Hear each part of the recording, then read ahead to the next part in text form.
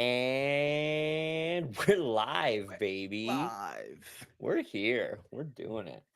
And as always, what's good, everyone? And welcome to another live episode of the Playconomics podcast. I believe, and let's be honest, I know it's episode 116. You're going to love it. We got the Game Awards nominees, we got what we've been playing, and then we got some real interesting, thought provoking conversation about video games, children, and epic games. So Some let's get financial into. context for industry trends, some might even Some say. people might even say that. Some might go so far as to say that. They wouldn't need to go that far. It's not a stretch. We got the financial context. We got the industry trends.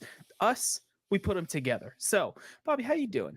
How's Matt, life been? I haven't asked you in a while. It's a live shockingly episode. good. Got a lot of gears in motion as Gears motion, good. we close in on let's be honest here. In about a week and a half, Mhm. work stops for everyone on the face of the planet. For the Yep. normies, for the Yeah. mids, Yeah. for the high top producing savages like myself and like yourself. There are no This days is when you off. get into it. This is Because nobody else is working, you can get shit done. churn and burn. Yes, But sir. doing good.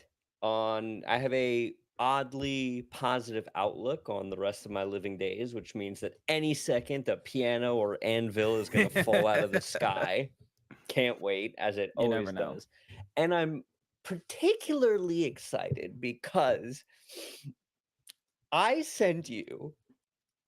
We're doing this live. Don't say it. We're Don't doing say this it. live Don't say today. it. Don't say it. The I only thing that just say it. Just say it. we're doing this episode live today, and I'm glad we did, because if we had recorded Thursday, we wouldn't have got the nominees. We'd have had to wait a week. Yep. Bop, bop, bop, bop, bop. And I sent you today the nominees for the Video Game Awards, Jeff Keighley show. And I Yep. said, is something missing from the Game of the Year conversation? And you, rightfully so, said Final that there was Fantasy a 16. PlayStation game missing. No, And it no, wasn't even Square until Enix later, game. and it wasn't Square even Enix until game. later that you realized, oh, wait, the exact text you sent was, wait, Starfield's not even nominated. And then I realized that that is what you were trying to get me to realize. And that just goes to show how big of a disappointment for me personally. It's selling well, it rated okay. So I think I'm worried that Xbox is happy with the way that Starfield has been received. And I want a Game of the Year contender, and I'm expecting it. I am expecting it from Hellblade. Nope. Well, listen, we haven't got one yet. So, listen, maybe one day. 6 nominees, 1 clear winner. Rattle off the nominees. This is for the whole shebang. I'm not going to sit here and bore you with like best Oh, indie yeah, art no. direction. This is in a Game of the foreign- Year, yeah. baby. GOTY. Tears of the Kingdom, Tears of the Kingdom. Mario Wonder, Alan Wake 2. Shockingly, Alan, but getting a lot Supposedly of it's fantastic. Supposedly it's like a playable True Detective, which if Yeah. you know me, I'm all about. But we'll get Yes, into you that are. in a second. Baldur's Gate 3, which basically it's clinched. Like it's Baldur's Gate 3 and 5 other nominees. Yeah. And then the Resident Evil 4 remake. You put a remake on. did it, baby. Listen to me right now. What are you prepared to do if it wins? It's not going to. Nothing, because we don't honor our bets here, because you still haven't eaten. You have not eaten the hat that is on your head. I'm not gonna eat this hat. It's a limited edition hat. Limited edition fucking trucker hat. It is. It's the acquisition.com. I bought Alex Hormozzi's book and I got a hat. Oh my god. Anyway. Love it. I see 3 multiverse Marvel realities here that could happen. One is the most obvious. Baldur's Gate 3, I think, sweeps. Yeah. Yep. Game, direction, I think I don't know the character's name, but the guy with the white hair that everybody's all fawning over, the vampire, yeah, his voice actor is nominated for performance. Like I could see it just cleaning clock. He is And listen, they're fawning over him for a very different reason than his voice actor lines. But like if I find out that he's not actually a vampire, he doesn't just deserve voice actor. He deserves an Oscar for the performance that he gave as that vampire. So I think I that's think that's he's not a possibility vampire. number one. Yep. I think Baldur's, and that's the most likely. I think Baldur's Gate comes in, sweeps the floor. Yep. I think Zelda. It's either that or I think we have one of those years like we had 2 years ago, where it's like there's no clear winner, right? And it's like what I'm saying is like direction's one thing, game is another Oh yeah, thing. yeah, yeah. Like it's Everybody all wins something. everybody wins something, right? And so that could very much be it. Mhm. Or I think they could give it to Tears of the Kingdom. I think in that scenario too, Tears of the Kingdom would win Game of the Year. I'd rather them give it to Alan Wake Then Tears of the Kingdom, I agree. because Tears of the Kingdom it's getting carried by Breath of the Wild still. Agreed. I think realistically here, and then I'd love to get your take on it. Mhm. It really comes down to Baldur's Gate 3 way ahead of the pack. And then I think realistically Mario Wonder and Alan Wake are the coin toss for the upset second. I think it's more Alan Wake. I can't. I would be furious. I would be mad if Tears of the Kingdom won, but I would understand. Alan Wake, again, I haven't played it, so I don't really know, but the buzz that I'm seeing about it and how much people adore this game, I'm okay with it winning. I will think they're wrong, but I'll be okay with it winning. Mario Wonder should not win Game of the Year. I understand giving it its due respect because it's a Mario game, it's a good Mario game. I understand giving it its respect. It's never going to be a Game of the Year. Super Mario should not be Game of the Year ever. They're not high quality enough games. And A lot of people are going to get mad at that take. A lot of people are going to get mad yelling at that take. now. I don't care. It should never win Game of the Year. I will be legitimately mad if Baldur's Gate loses because of that. Well, I think but it's going to be a Baldur's Gate sweep across all categories. Yeah. Would you agree? Yes. We'll 100%. do a predictions episode. Facts. Maybe, as we always or do. like right Potentially before. watch it live. We'll see. We'll One year see. was painful. It was painful to watch live. Jeff Keighley, the ads, man. Damn. Here are the two things that I think are going to happen and are almost guaranteed to happen at Game Awards. Mhm. That will render that are so big that Resident Evil 4 could Game win of the it. Year is the second news story. Number one, I think Grand Theft Auto 6. That's one of the top stories here that we're gonna lead off. Trailer or they drop it. No, trailer. I think we get trailer. I think we drop 1 year from now. I think that September 24 is when it drops. But I think we get a trailer, and then nobody who is like immediately just like nobody cares. Nobody cares about anything else. But what does get dropped and does get announced, and could you imagine if they open the show? Jeff Keighley comes out and he goes, "Hi, I'm Jeff Keighley." That's a bit bad impression, but he goes, from Game of the Game of the Year 2022. Elden Ring DLC. Yep. I 100% see that happening. I would love that. I would, and right around the holidays. Oh my god! Do you know what I'm doing Thanksgiving weekend? If they drop Elden Ring DLC in this time for, are you just saying an announcement, or are you saying they're dropping it? Announcement and date. Maybe we get announcement and like the year anniversary, like that. When Elden Ring came out? In like February something. Right? Yeah. Ooh, that's a good time for it too, though. Not for Hellblade. Not for Hellblade. Nobody cares.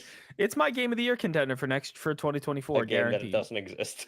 The game that doesn't exist is none of the games exist yet. It's 2024. So my point is, yeah, whatever happens, if those two things happen, it doesn't matter what Game of the Year is. No, nobody cares. I would like it to be Baldur's Gate still, but if they were like Matt, Baldur's Gate didn't win a single award, Could you imagine?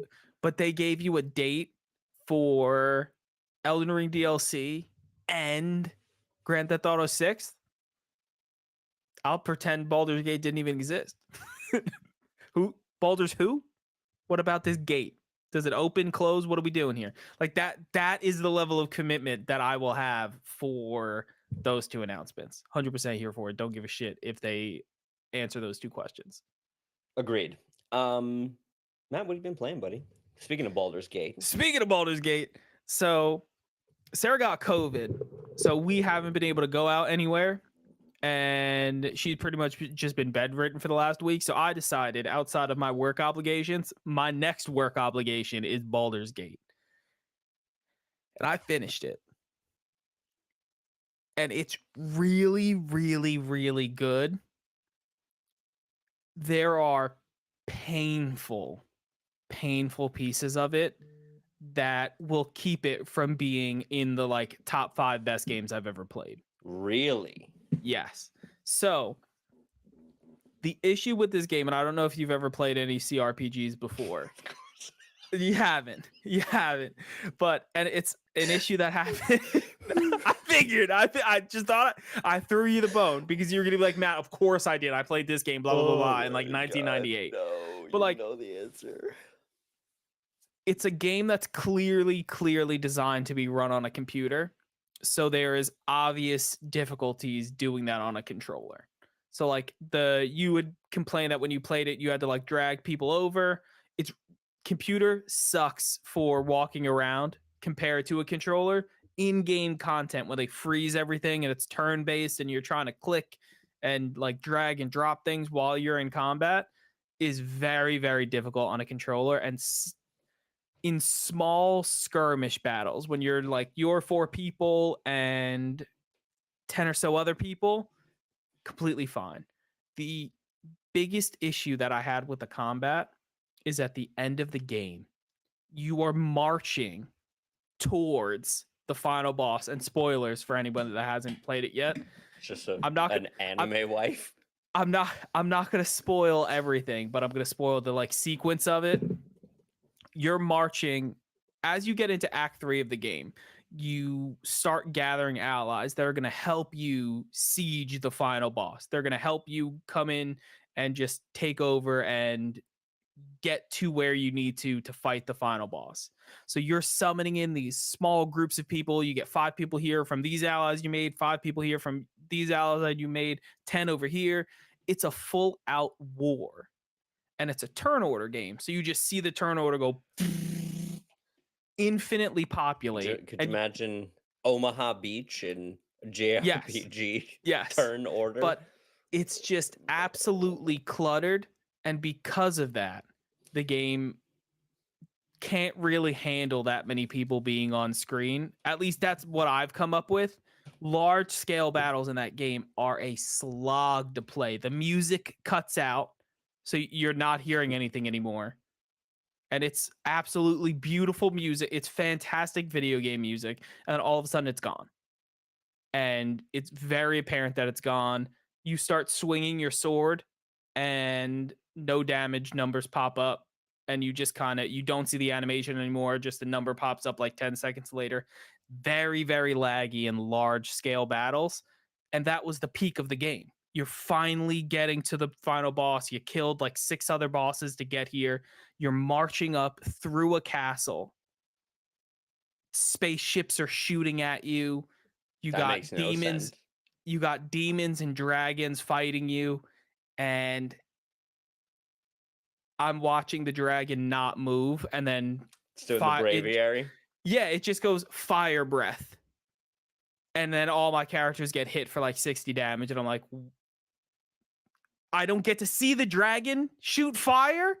So it was very limited combat experiences that had those errors.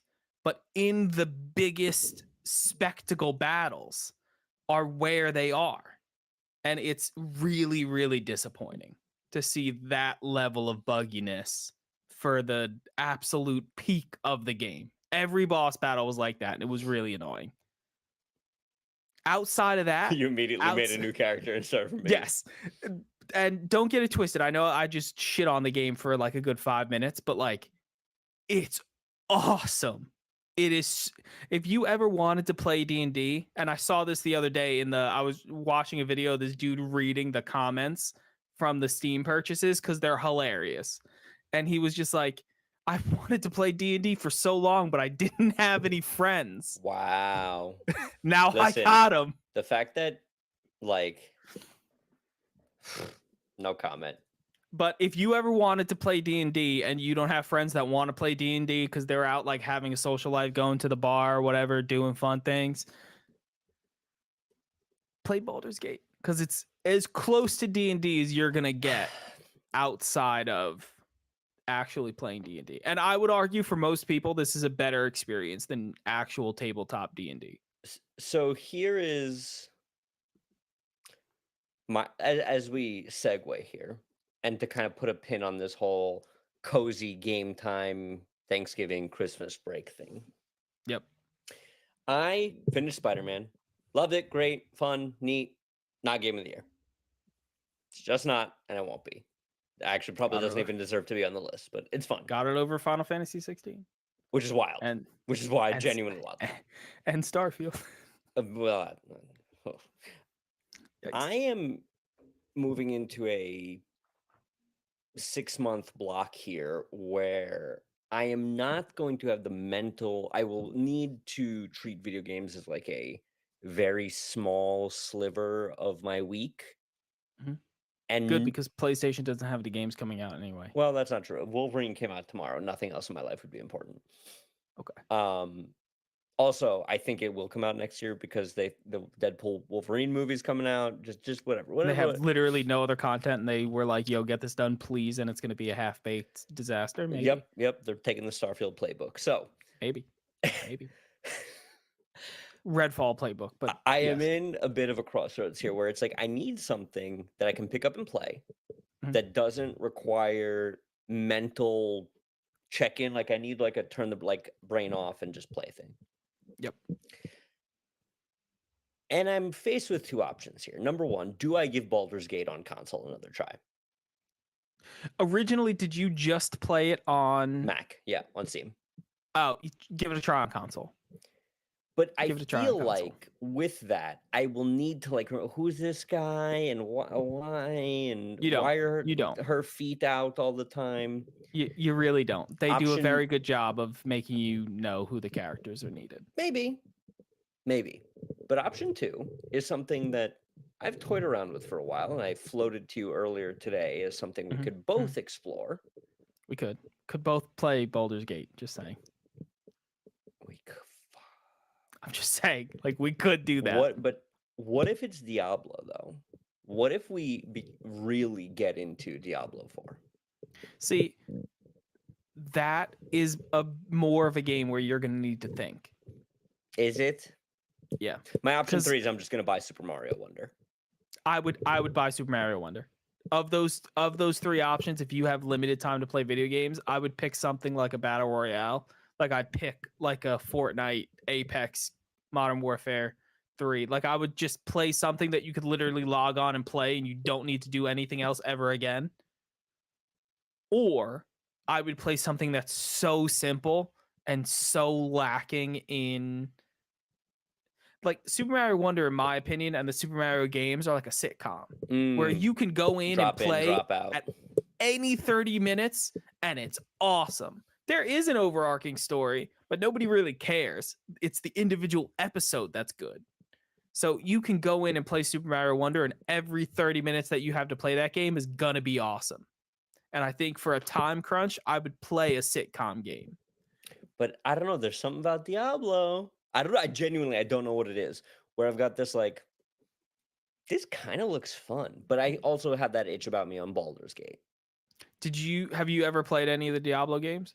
3 on Switch, yes. And I thought it was mindless, turn off your brain and just next. I mean, if you don't do end game content, then yeah, it's exactly that. You just play through it and you smash, smash, smash, smash, smash, smash. So so hold on, because now I understand that Baldur's Gate is a multiplayer game. Oh yeah. Are you willing to start fresh characters with me Mm-hmm. on and Baldur's Gate?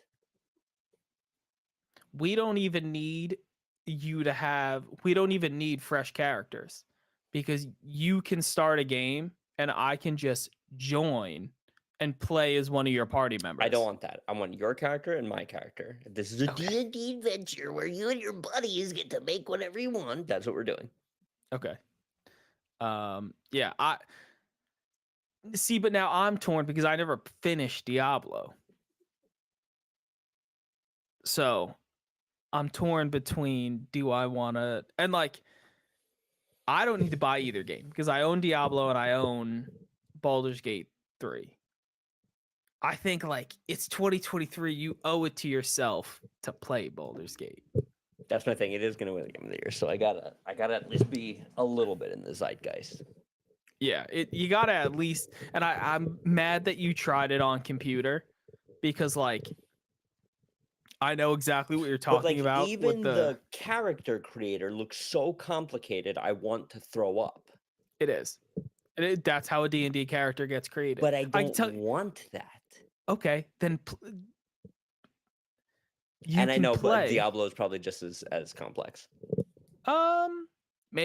I don't even remember what the character creator was. I don't think so, because I think it's more based on what your classes are. Like there's no like skill points to go through, but I think they clocked it that people had already spent like 1,000 years or something in character creator since the game's been out, because you really could spend all day there. You could also just do the default, make a character that you like looking at, and then go through it. Like you don't have to min-max things. Like just play on the easiest difficulty and it doesn't matter. Like the game's still plenty hard on the And this easiest is difficulty. Baldur's Gate or Diablo? Baldur's Gate. All right, fine. Matt, you and I have a pretty big decision to make. And we will make that in due time. Okay, Diablo or Baldur's Gate. Doesn't matter to me. I'm in for both, but I think you owe it to 2023 to play Baldur's Gate. Even though Diablo 4 also came out in 2023. Well, here's the thing. Now that I'm like saying it out loud. Here's the thing. Baldur's Gate is actually like the one game I would buy a PS Portal for. Yes. And that's why I don't know if I said it on the podcast the other day or if I just texted it to you. I considered buying a PS Portal for Baldur's Gate so that I could sit there and play it while Sarah's doing something else on the TV, while I'm in bed. Not even that. That is like one of those games, not on a plane, obviously, but like if I'm away on a trip, like I feel like it's so slow that the internet latency doesn't really matter.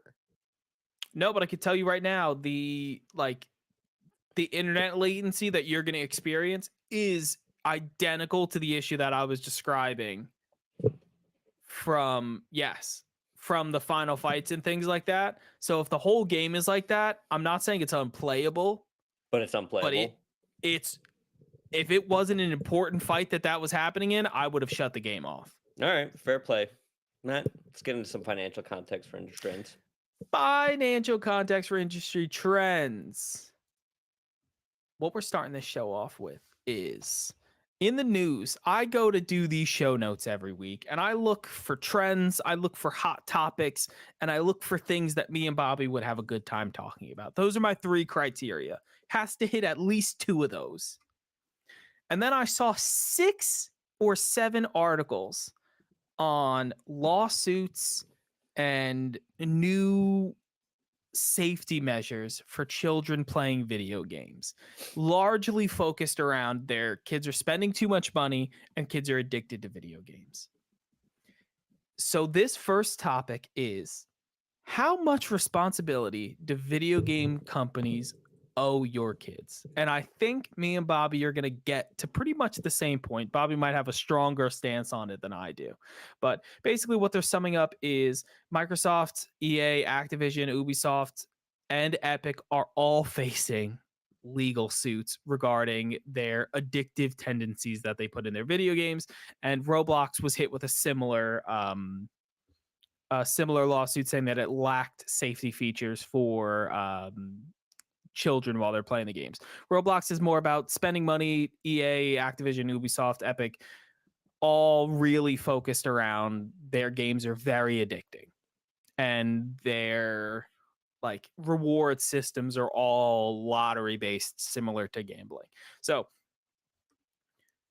in my opinion, Bobby, if you'll let me rant on this for a second, there's two schools of thought of the answer to this question. Neither one of them are 100% true. I could see the value in either one. One, the game companies have the responsibility to their players, aka kids, for the most part. The majority of people playing video games are kids, especially made by the people that we just discussed, to make these games a safe and welcoming place for them. And they hold the responsibility of any issues that come from their video games, their product that they put out. Two, the responsibility lays with the parents. If you have a problem with a game, if they're spending too much money, you don't like the content that's in the game, they're spending too much time playing their video games, there's a certain level of, bro, you're the parent. Ground them. Take away the Xbox. Get rid of the controller. Tell them they're playing too much video games and tell them to do something else. Me and you got it as kids. I was playing video games for too long. My mom told me to go outside and touch grass. Where do you think it came from? Exactly. It was my mom invented touch grass. Wow. Let's not get hysterical. But so the two schools of thought are the game companies have the responsibility to make sure that their games aren't addictive and have predatory practices. Two, parents should kind of say, yo, don't save my credit card information into Roblox. You need to ask me and get it every single time. But then we end up, the reason that I don't want to blame the companies is because if we blame the companies, and this is going to be a large step, if we blame the companies of the eventual next step, if we keep putting the onus on them and saying that your product is too addictive, your product has these policies, your product is not safe for children, we end up in the Chinese marketplace of kids got 3 hours a weekend from Friday to Sunday where they're allowed to play video games. Outside of that, if you're under 18, you cannot play video games, and all companies need to abide by that rule. And that's a silly extreme. But that's what happens when you're saying the companies bear all the responsibility.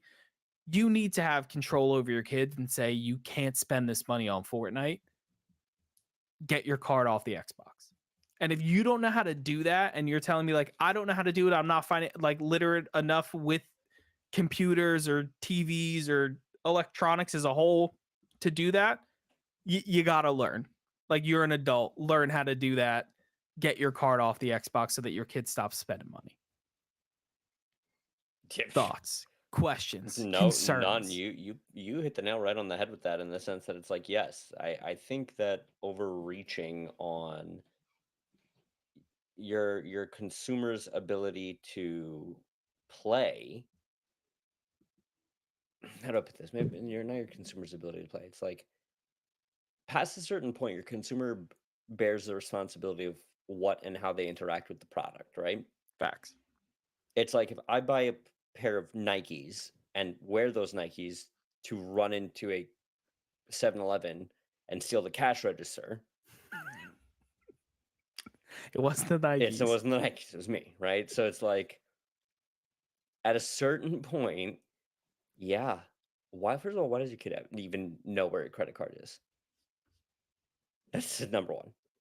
So you could completely mitigate this entire process by going to the store, buying your kid a Robux card, or like one of the gift cards that they could download on like into their game so that they could then spend money. Because I'm not saying your kid shouldn't be able to buy the skin he wants. Like, if that's how you want your kid to spend their money, your money, go for it. I'm cool with microtransactions. We've discussed that on this channel. I love me some microtransactions. Big on Go buy them. the gift card thing at the store, and it's a complete non-issue. The one point that I do want to make in the defense of the game company has the onus is we have seen similar issue with child marketing in other industries. For example, big tobacco used to love marketing towards children. E-cigarettes completely marketed towards children with all of the flavors, brands, and things like that. We see it with things like energy drinks. They're not marketed at kids, but they are. They are. They're green, like Monster. Think of Monster. What adult is going to pick that up off the shelf for the first time? What adult is getting into the intro to Monster? No. Yeah. I'm not there's a saying lot of people named Kyle. no, I know, but when was the first time Kyle drank it? Like, when did Kyle drink his first Monster? That's true. 6 years old. That's true. 6 years old is when Kyle drank his first Monster. But they're marketing to get your first interaction with the product. And like I said, I don't believe that there's a large majority of adults that their first instinct when they go and to get an energy drink are picking Monster Energy. It's clearly marketed at 14 to 18-year-old dudes specifically. And then they grow up and continue to drink them like I do. That's true. You like them. I love Monster Energy, and I love all of the energy drinks and coffee. All the caffeine, give it to me. So there is some onus with the companies. So what do you think? Where do you think that line stops? Because obviously zero. So you think that you would think that originally it was cool for like cigarette companies to market directly towards kids? I think that much like, look, we have game ratings for a reason, the same way we have movie ratings. See, but that is a control that's a control you're cool with. But that's things not like control. That's just transparency. Okay. So you're saying if they a movie's need to rated present... R, it's still on me whether I go see it or not. Yes, but I guess they also have the control because like you can't get into a movie theaters at under 18 and watch a rated R movie. Same thing with a video game store. Correct. Well, unless you can buy it online. So that's where the difference is, right? Yeah. The movie rating is transparency. The rule is the rule of the private business that just happens to be the kind of suave thing, right? Like AMC and I don't know, another movie theater company, AMC, right? Like AMC then says, okay, based on this, we don't take the social liability that people under a certain age go see rated R movies.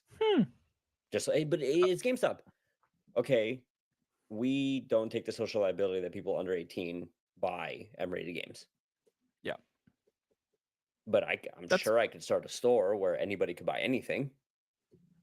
Yeah, I'm sure like you could sell a game to somebody. Like I'm sure that if a kid came in and was 11 and tried to buy GTA, I could sell it to him. Like I'm not going to go to jail for selling it to him. Do you think I would get fired? Again, are you an employee or an owner? I mean, obviously, if if the owner of GameStop sold a game, I'm sure he would not get in trouble. But as a manager at GameStop, yeah, because it's a corporate GameStop rule. That's fair. It's not a law. You won't get arrested, but you can get fired. Correct. Okay, so I see the line we're drawing. That there is a social responsibility to abide by the transparent rules that game companies have come out with their rating system. Outside of that, once you own the game, what you do with the game, how you interact with the game is completely on you. Exactly. So the game companies basically came out and said, these are the people that should be allowed to own this game. Do with that what you will. Yes. Yes. Okay. Listen, I'm with you on it 100%. I think all of these issues could really simply be solved by paying a little bit more attention to what your kid's interacting with. But like if you bought, and honestly, I don't know how it was when you were growing up. I could pretty much convince my parents that there was zero anything in any game. Yeah, Like exactly. I had GTA at like a 12s. I think it was like GTA 3 or I think it might have been Vice City was my first GTA. But The best GTA. yeah. But how on earth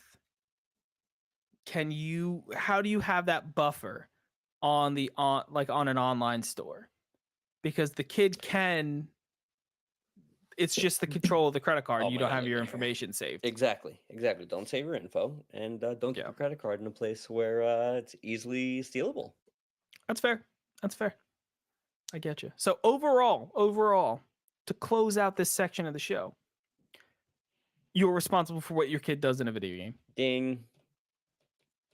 Speaking of interacting with video games through monetary means, our next story is going to be Epic Games versus Google and Apple. Mm-hmm. And if you've been following the podcast for a long time, you know that in 2020, Epic launched its lawsuit against Apple due to the way that they handle their app store. And just as a summary of what the real issue here is Epic Games is fighting that transactions made within Fortnite Mobile or any other Epic IP should 100% go to them.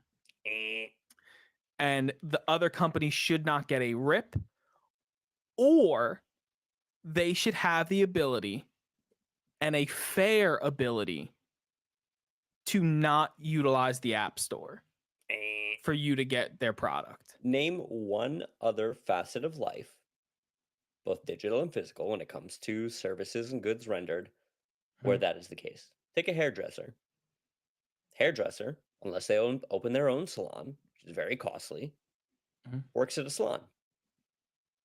That hairdresser, it's up to them to do their own marketing promotion. Their work stands alone on whether they do or don't do a good job. Yeah. Fair.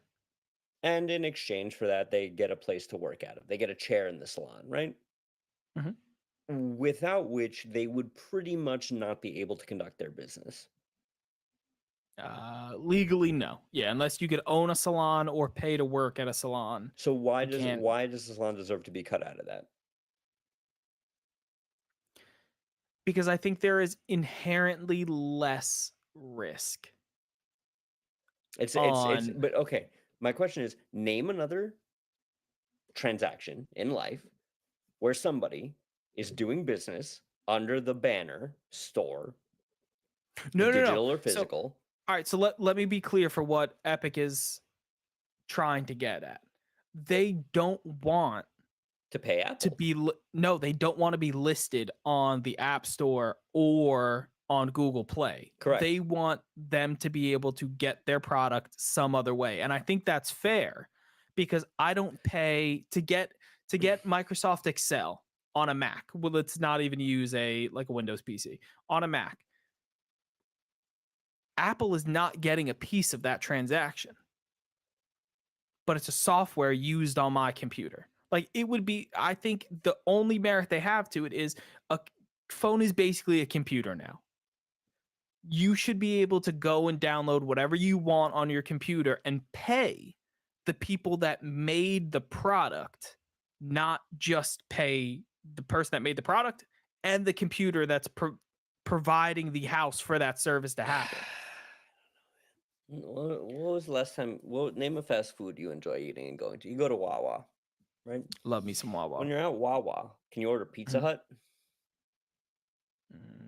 No. No, because you're within the ecosystem and within the storefront of Wawa. And in Wawa, you can get Pepsi, you can get G Fuel, you can get Lay's potato chips, you can get a Mars bar. And all of these other businesses are freely being exchanged within Wawa. But you can, because Wawa says, hey, you can't actually order Pizza Hut here. We don't do that. You can't go to a restaurant and bring your own food. Yes, but that's not the same example. How? Because it's not like Wawa is not the only place to buy food.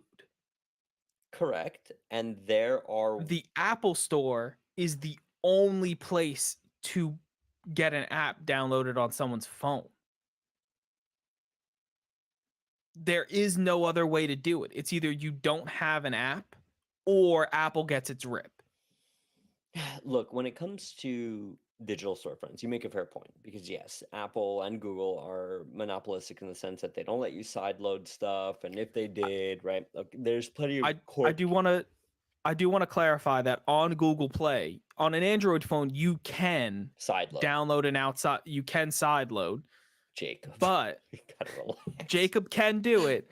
But Epic is arguing that there's about 1,500 like security warnings that pop up on your screen trying to dissuade you from doing this and going onto the app store. And they're saying that that is anti-competitive. And Apple did lose. The only part of that lawsuit that they lost was the fact that there is no other way to get your app on their phone. And they're currently appealing the shit out of that because that's going to be a mess. Look, here's my thoughts on this as we round out here. I think that when it comes to the whole Apple Epic thing.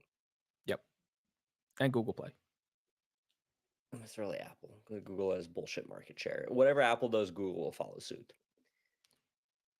Yes, that case is settled, though. That is done and in the books. The Google one is new. So,